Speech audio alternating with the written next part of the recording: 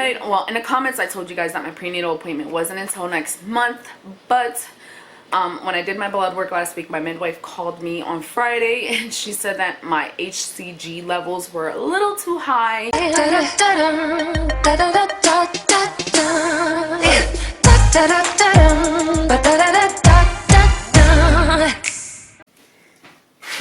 What are you doing? You trying to get in here? I look a mess. Look a mess. Really? What? Really? Go sit down and eat your snack. Go eat your Go-Gurt. Go sit down and eat your Go-Gurt. Watch. Whoa!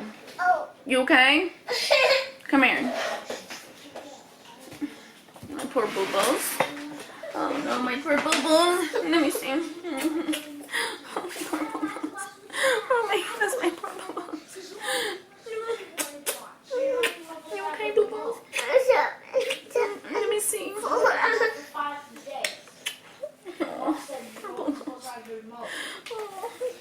you okay? Yeah, go. Yeah, no, you fell on the floor. You okay, boo-boos? Okay. Oh. I'm so sorry. Go ahead, go get your Go-Gurt. Okay. Go sit. Toddlers. As you guys can tell from the title of this video, this is going to be my first update. If you're new to my channel, I am Victoria. Everybody calls me Vicki. That's just what I prefer, to be honest. I am currently pregnant with baby number 6. This is not baby number 7, and it's definitely not baby number 12, because that's what my husband wants. I'm going to base this off of when I first found out to now, which, hold on, let me find out how many weeks I am, because I honestly don't know. So based off of this, it's saying that I'm 5 weeks and 2 days, but that could change, and I'll explain why that might change later on, a little bit later on. But I first want to talk about my symptoms. As you guys, if you guys been watching my channel for a while, then you guys know I've been kind of emotional lately. That's usually one of the main signs that I'm pregnant, and it's very adamantly clear that I'm pregnant when I am emotionally crying and a mess.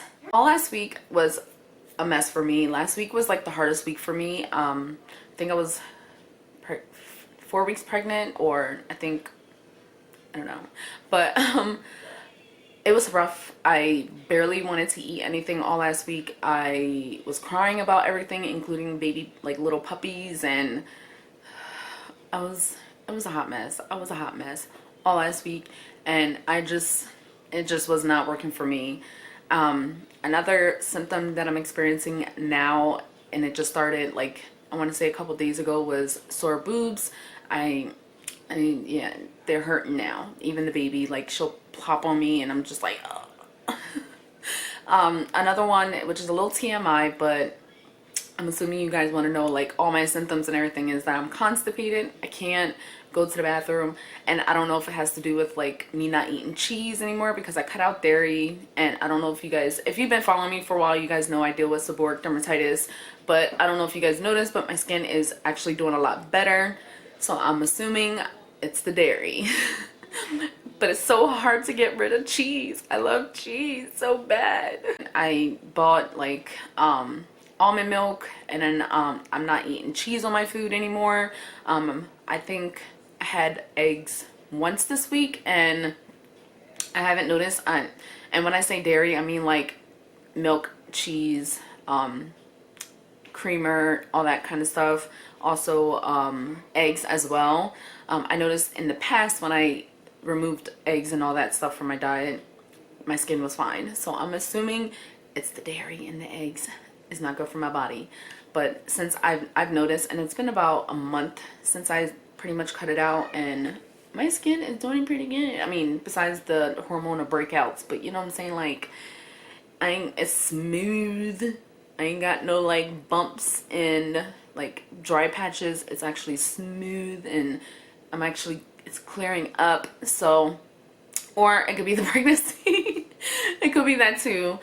I don't feel nauseous, surprisingly, because usually with all my other pregnancies, I've been extremely nauseous to where like I eat certain things and it's coming right up. And it's not really so much like it would come up, it would just be like that nauseating feeling to where like I couldn't even do anything. Like I would just be stuck in the bed, and if I try to eat something, I would get the gag reflex, but I never really threw up unless it was something that the baby didn't like.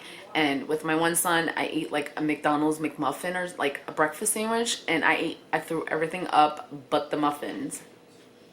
So yeah, that's the only time I like get really sick. Another thing is that like if I don't stay consistent with like the small meals, I get really sick, and maybe that's why I don't feel nauseous, is because I have been eating like smaller meals throughout the whole day instead of eating like huge meals. Another symptom that I can think of, I can't really think of anything. Not like I don't have any really severe cravings like I have to have something.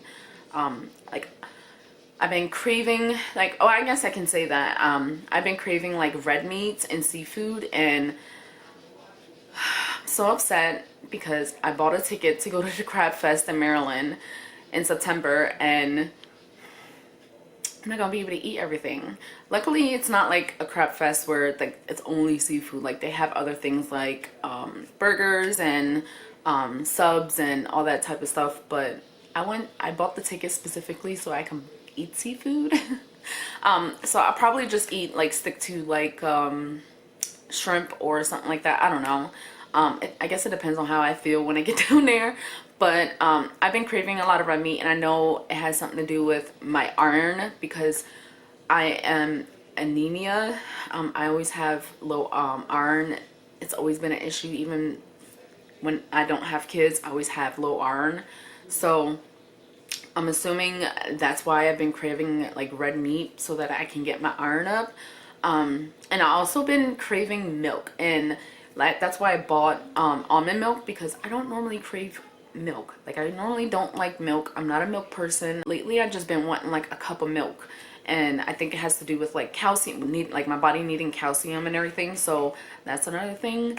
But like for the most part, I have more aversions than cravings. Like I don't want certain things that I used to want. Like I'm obsessed with like Korean food, and if you are new, no, I'm not Korean or Asian, but I love, Asian food, and it's usually one of the staples things that I make in my house for me and my girls.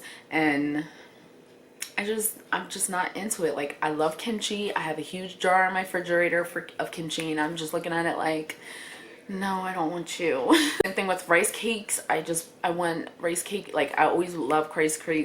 I can't talk. I always love to eat rice. I can't talk. I always love to eat rice cakes. I can't say it today. I always want to eat rice cakes. Okay, there we go. For lunch or like as a snack or something, because sometimes that's usually what I make for the kids when they get home from camp. But I haven't wanted. Same thing with like fried rice. Like I always make leftover, make tons of rice, so that when the next day comes, if I want to make fried rice for me and the girls, I haven't want that either. Same thing with sushi. Like I ate it the one day, and once I put it in my mouth, I was just like, that's not what I really want. So I think I'm just gonna stick to like burgers. Everything else that I typically love to eat, I don't want. Another thing is that I don't want ACT. If you're not familiar with like the Pennsylvania area, I'm in Berks County, and there's this brand specifically called ICT. I'll insert a picture, and I'm obsessed with that. It's like crack. But for some reason, for this pregnancy, I'm just not into it. I drink soda here and there, but again, I'm not, like, it's not what I want. And I think my body is just like, you need water. And I can't drink water unless it's really, really, really, really, really cold, like ice cold. And we don't have ice. We don't even have an ice maker. And my freezer is a little too full to be trying to make ice. So I kind of went to this option. This is at Walmart. It's the sparkling water. I usually buy like the cases of cans for like the whole family, because I let the kids believe that it's actually soda, and it's not soda. It's water. I let them think that it's soda because it has the carbonation in it. So I usually buy cases of the soda for everybody to drink in the household. But my issue is that I don't drink it all at once, even though this is a liter and I should be drinking like 2 to 3 liters a day. Sometimes I don't drink it all. So if I do the cans, it just sits and then it goes flat, and then I don't like it, and then it goes like room temperature and I don't like it. Whereas this, I can just stick in the freezer real quick to get it warm up again, and then it's fine. Like right now, this is nice and cold. So I've been drinking that a lot. And then I also bought this little container in the back. I don't know if y'all can see that. That's so that I can go to camp, go to school with it. So like if I wanted to, I could just pour a whole bunch of these. I don't know if all this will fit in there, but no, I can put like 2 of these in that container and take it with me to school, or I can just fill it up at school at the water fountain, if depending on how long I'm there. I know a lot of you guys have questions about school, and like I know you guys know what I want to do, but I wanted to break down and explain to you guys what my options were, because I went to the campus and I spoke to somebody about my options on what I'm going to do about school, because I am due, well, the initial due date that I was given was April 20th of 2020. I was told that I can continue to go with school, which I'm so happy about. I can continue to go with school, and if there's any issues with this pregnancy, like say if it's high risk and they require that I can't go to campus for classes, and then I have to be on bed rest, which is what happened with the last 2 kids that I was pregnant with, by like week 5, like 5 months, I want to say about 5 months. I was put on bed rest because I kept going into early labor, and they didn't want me to move as much, and then also deal with pubis dysfunction symphysis. I think that's what it's called. Don't quote me. What is it? PDS. I dealt with that a lot, real bad with the last 2 pregnancies as well, and they told me it was like bed rest, but it wasn't real bed rest. It was like a modification bed rest. Like I can get up and do things and move around as best as my body felt was comfortable. Like I could get up and go walks. Like if I wasn't in a lot of pain, I can get up and go do walks. If I wasn't struggling to like do certain things or whatever, then I was fine. But it was mostly like they didn't want me to do a whole lot of moving because of the fact that my joints were coming out of the socket. Fun, ain't it? So yeah, that's usually what pubis dysfunction symphysis, I had to think about it when I say it, but that's usually what it is my body produces too much relaxin hormone, and so my joints usually don't stay where they're supposed to stay, and so that's what happens. Usually like second to towards the 3rd trimester, I'm usually put on bed rest, and mostly because of my blood pressure, because I do deal with preeclampsia, and because of the preterm labor that comes from the blood pressure and preeclampsia, and then that starts the preterm labor, and then also the PEDS.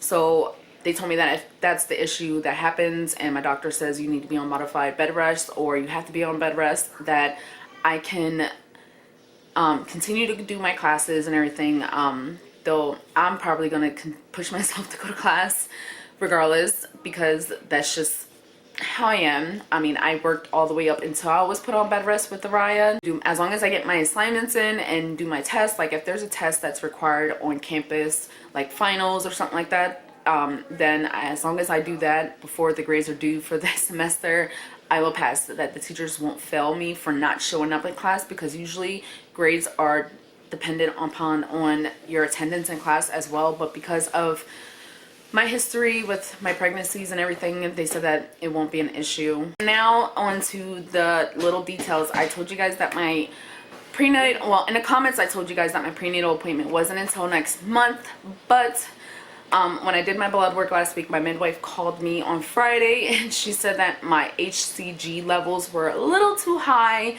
for it to be like in alignment with my last period date, and even the one prior to that one. And she said it just didn't add up. So she was like that there's nothing to stress about. There's 2 options to why my HCG levels are elevated, which is either I'm further along than I you're you're messing me up. Nana's over here messing with me.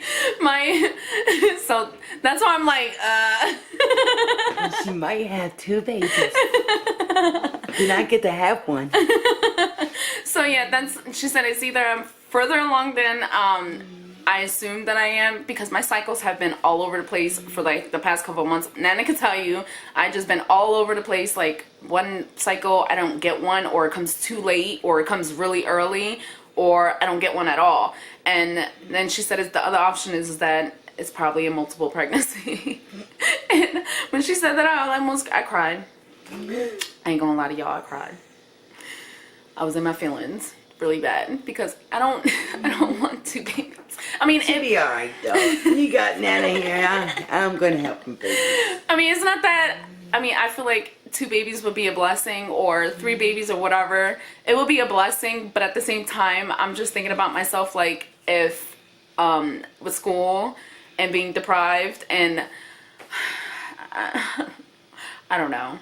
But I don't feel like it's twins. I think it's just that I'm further along than I think I am, and I think it has to do with my cycles. I'm probably. I think it's a boy. Yeah, I let that boy sing. I think it's just that I'm further along than I think I am. I may be like, instead of 5 weeks, I'm probably about 10 or 15 weeks. I might be a little bit longer than I think I am. So yeah, that's the only thing. So my appointment was pushed up until Thursday, and today is Tuesday. So and she called me last Friday about the about my levels and everything like that. So yeah, we're gonna find out on Thursday what's going on. She said that the first appointment is usually like the first intake, more blood tests. So they'll probably just do blood tests and then wanted to see me and then measure me. But they probably won't do like anything else. I'm not sure. I'll take y'all along with me, and if they allow me to record inside the office, I'll record. But I don't think the first appointment is like anything exciting. I think it's just like a rundown of everything that's going to go on, and then go from there. So I think that's what is going to happen, the first appointment. But then she already scheduled my second appointment. She also said because of my history with preeclampsia and everything, that most likely I'm going to be needing to be seen more consistently. With Journey, I was on progestin shots because before him, my 2 kids prior to him, they were preterm. They were preemies. One was born at 32 weeks, and then the other one, he was born at 36 weeks, which wasn't too bad because when he was born, it was like literally like 2 days before the full term, and he didn't have any complications. I was able to take him home like with no problem. So I'm hoping that it's just one baby. I hope it's just one. Pray for me, guys. And I honestly don't feel like it's more than one. I don't know, from what I was reading and from what I was asking other people about their twin pregnancies, of how they felt during the first trimester, and they all said that they were really tired and really, really sick. And I don't feel either of those. Like, I'm tired, but not tired enough to where I want to sleep all day. That is the pregnancy update for weeks 3 to 5. I'll do another update next week, or I might do an update again right after my appointment, so that you guys are more up to date on like what's going on and it's real time. Thank you guys so much for watching. Give this video a thumbs up, subscribe if you haven't already, hit that notification bell, make sure you hit the all button so that you get all my notifications. If you hit the some, you're not gonna get them all. So yeah, I hope you guys have a great day, and I'll see you on the next video. Bye.